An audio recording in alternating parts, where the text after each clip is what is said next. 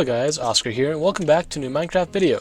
Now before we get into this video, no, I'm not actually going to ask you guys to subscribe and like and subscribe and all that. That comes later, at the end of the video.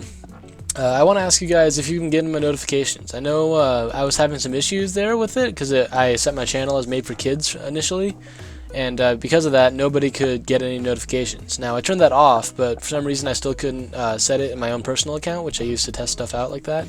I couldn't set it for notifications, but I found a thing that solved that, and that's if you unsubscribe. Yes, I'm a YouTuber asking you to unsubscribe, and then resubscribe, and you should be able to turn on notifications. So if you could do that, that would really mean a lot to me. Thank you in advance. Yeah, let's get on with the video. Alright, now what is this video all about? It's all about this block right here. It's somewhat new, I think. It came out in what, 1.12? Something like that? Well, anyway, it's the observer. This whole tutorial is about how to use an observer, how to understand it, everything like that. It's a lot more simple than a lot of people might realize, actually. Hopefully you guys realize that on your own by the end of the video. And yeah, I'm talking like how you can use it, how to understand, like basically what it does, how it works, all that. So stick with me and you guys can learn all this for yourselves, assuming you don't already know, which is probably why you're here, right? If you guys know how this works, I don't know why you'd be watching, although I appreciate it. Alright, so how does this thing work? Whoa, that was some lag spikes there. So yeah, how does this work? It's a lot simpler from other redstone components in that it does not have any side or top inputs.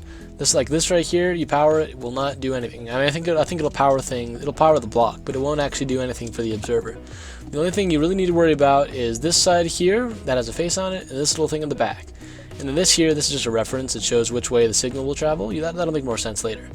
But what an observer does is it detects block updates for the block directly in front of its face. And it looks exactly like a little face. That's one thing that's really helpful. It looks like it's looking at something, and it's observing it. And yeah, so what is a block update? A block update is anything that changes about this air block right here. Whether that suddenly gets replaced by sandstone, you can see right here, or if it gets taken away. There, you see that little flash there? Yeah, that shows that it detected that block update. It can be things like crops growing, it can be tripwire, or a string I should say, it could be string changing, it could be really anything. It could be another block getting powered, it could be our daylight sensor changing its reading of the sky. Like it really has a lot of different capabilities of things that it can detect, which makes it a really cool block. But if you guys hadn't noticed, it never gives a solid signal strength. It only gives little one-tick pulses, and that's really useful for monostable circuits or T flip-flops, both of those, and other stuff like that. Yeah, so that's pretty much how this thing works. It's simple at its core, but it can be used in so much, which makes it really a genius block. Yeah, props to Mojang for making this. And yeah, stick with me and I can show you guys how to use it to farm things.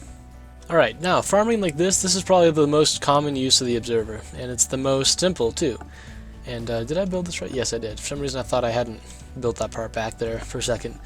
But yeah, this is my own design, so if you're going to take it and use it in a video, please at least be like, hey, this guy Scarman did it. Don't claim it as your own. That's not very nice. But yeah, so the way this farm works is really simple. So sugarcane, it's a plant, it grows, it goes up one block, nothing happens. It grows up a second block, boom, the whole thing fires, which is really cool. And the reason why is that this block right here, suddenly it has sugarcane in it, which is an update. It sends a pulse through this entire line. You can go up to 15 blocks, but you can really go on forever. It doesn't have to fire everything at once. And yeah, and then all the pistons fire. And because it's not a solid pulse, because it's not a solid signal, it's one pulse. All these pistons just fire once, and then it's done. Now a little self-appreciation here. This is actually a completely lossless system, which I'm pretty proud of. But yeah, that doesn't have anything to do with observers. On to the next farm. Alright, so this is a really simple melon farm design. You can use this for pumpkins as well, or a combination of the two. You can do some melon, some pumpkin. And yeah, I think it was Il Mango, or maybe it was Nembom who first designed this with that sort of grid pattern, which is really genius. And so I got that from them, just by FYI. But the way it works is it's also pretty simple. It's pretty much what happens over there, just on a vertical scale. So whenever a melon or a pumpkin grows, the stem of that plant will change. And when it changes, that's a block update. Then it goes to here, boom. Suddenly all the pistons are powered, and it actually works fairly fast. If we turn up our tick values here, hold on. Game rule, random tick speed, let's say 100. You can see it work. It works really fast. And if you have a micro system, of course, that's how you'll pick that up. And then I'm gonna change this back real quick. All right, so most of us have probably seen this this really basic T flip-flop system. If you hit it once, then the light turns on. If you hit it again, the light turns off. And I don't know why I'm lagging that much. That's kind of concerning. But yeah, so that's pretty much the design that's been around since like 2014. We've all seen it. It works great. It's actually, yeah, it's pretty genius. I'm not sure who came up with it first, but an observer can make this thing so much easier, so much easier. Here, actually, wait, I'm not going to do this on camera. I'll see you guys in a second. There, that looks easier, doesn't it? Look at this. Way simpler. It's less laggy. And the only thing that is even a little bit annoying about it is that you can't use a button because that has two updates. You know, turning it on and it goes on and off. And so you have to use something like a note block, which it's not too big of a deal, as long as you're fine with it just continually like increasing in pitch every time you use it, which is pretty cool. And but the thing is that's different from this one is it can be stackable. So it is stackable. So you can do that, this, that, this, that. You can have one on without the other. That's not possible with this design because of this redstone dust here. That'll activate. Actually, wait. It'll break the whole thing. Yeah. See, look at this. If you do this, that, suddenly the whole thing doesn't work at all. So yeah, this is actually a stackable design. That one, it breaks if it gets stacked. It's not that it doesn't work well when it stacks. It doesn't work at all. But this design here can be used in a really cool way. This is what I designed just when I was having fun earlier today. Boom. This is 20 different outputs, and you can select each one individually. And it looks daunting, I know. But the only reason this thing looks so smooth and not with a huge mess of wires and stuff is because of observers. See, we could select, for example, this one, and that one, this one next to it, maybe one or two down here. If I could hit it, yeah. Okay, there. Boom. And if we look over here, not only are those on, but so are these. And I'm just going to do a quick little mini tutorial inside this one. The way this one works is it's the slices of this exact thing along here. And so when you update this node block, it gets sent through here, which then goes into a repeater, into there, which it then spits out this block onto there. It's really similar to what we have there, just wrapped around like that, if you follow my cursor. And then that turns this on, which is cool enough, I guess. But then that observer will also detect that, and it goes into another T flip-flop, and it spits it out right there. Now this is a current separator design that I've made when I was, I think I was like 12, and I was just starting to get used to redstone. It was around the time I actually uploaded my first video, and I was like, I wonder if we could do this. I was super into piston feed tapes at the time, and this was actually a really useful circuit. You had one row of inputs, and then if you could just go along here, you get all these outputs separated, which is a really useful circuit. But because of this, because it's stackable and also they don't mix with each other, well, that means it's stackable. Yeah. Yeah. So that means that we can do something like this. We can have them all on, and then if you look at this, they all turn off, kind of slowly. It takes a lot of pistons and a lot of redstone blocks, which isn't that great. But boom, now they're all off. And that's just how you can use. It's a simple way to compact something like this down really well, which is pretty cool, and it's 100% possible because of the observer. Without an observer, this would be so much more complicated. Like, I mean, you don't even know. I don't even know. It'd be just a snake of wires. I don't think I could figure it out. It'd be impossible. But yeah, that's T flip-flops, and I will go on to the next one in a little bit. All right, and I still have my farming stuff in my hotbar, but that shouldn't be a problem. Yeah, the next thing that you can use an observer for is for a clock. Now there's two basic types of observer clocks. There's a really fast one, and then there's one that can be modified similar to a hopper clock. And this really fast one is actually really simple as well. So you have one like that, observer like this, and observer like that, and then you just have a sticky piston like this. And then if you take a lever, you can turn it on and off at will. Now it doesn't look like it's doing anything right now because we can't actually see anything, but if we look like this, whoa, okay, hold on. Whoa. Okay, there. This is way slower than it should be. I don't know why. I'm running 60 FPS. I don't know why my computer's just lagging like this so much. I think this is ticks per second lag, TPS.